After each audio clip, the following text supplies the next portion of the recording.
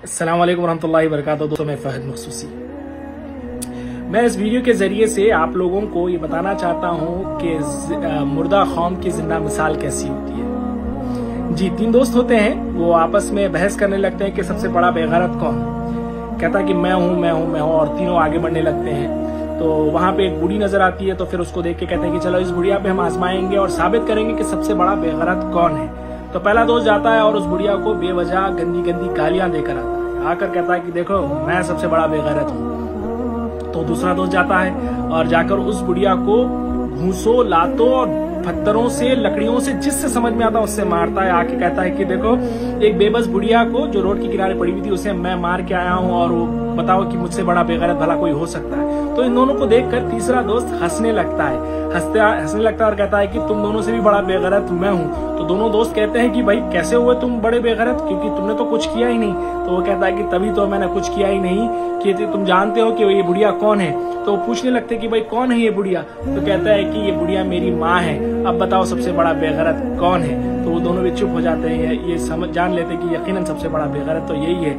ठीक ऐसे ही जैसे कि आज फलस्तीन गाजा में मजबूर माओं, बहनों, मासूम बच्चों को, भाइयों को, बूढ़ों को बेदर्दी से मारा जा रहा है और दुनिया भर का मुसलमान चुप बैठा है। जी हाँ, ऐसा ही है। बात यहाँ खत्म नहीं होती है। फिर उसके बाद वहां पे दीवार पे कुछ गिद्ध बैठे होते हैं, वो इस तमाशे को देख रहे होते हैं, और जैसे ही वो तीनों दोस्त अपना तशद्दुद खत्म करें, वो इंतजार में होते हैं कि जाए और उस गुड़िया को नोच नोच कर उसका गोश्त खाएं। आप जानते हैं वो कौन है?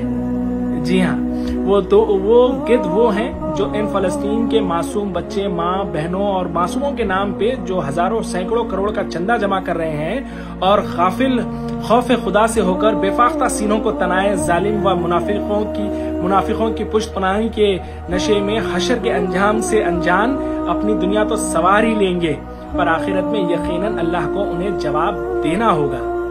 जी हाँ, पर साथ ही दुनिया में अगर इस तरह के कोई फैल हम और आप देखते हैं तो यकीनन ये हमारी जिम्मेदारी बनती है कि हम लोगों को बेदार करें और आगाह करें कि इस तरह से जो है ना गुमराह ना हो और उन्हें गुमराही से बचाएं। देखिए, मैं हमेशा से यही कहता हूं कि चंदा यूं ही किसी को देने से पहले ये जान लो कि तुम्हारे रिश्तेदारों में कोई मजबूर इज्जत नफ्स को दबाए हाथ फैलाने से खासिर तो नहीं, कोई पड़ोसी तुम्हारा भूखा तो नहीं सो रहा, कोई दोस्त तुम्हारा परेशानी हाल में तो नहीं। अगर जान लो कि ये सब खैरियत से हो, तब जाकर अपना चंदे का हिस्सा जो ना एनजीओ और ऑर्गेनाइजेशंस पे देना, और फिर अल्लाह से रजा की भीख मांगना।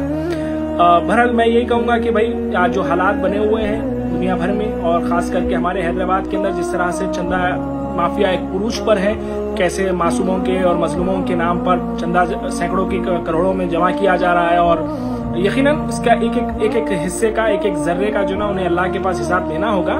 पर अल्लाह हम सबको हिदायत दे और सिरातल मुस्तकीम पर चलने की नेक तौफीक दे। जज़ाकल्लाह खैर। अस्सलाम वालेकुम।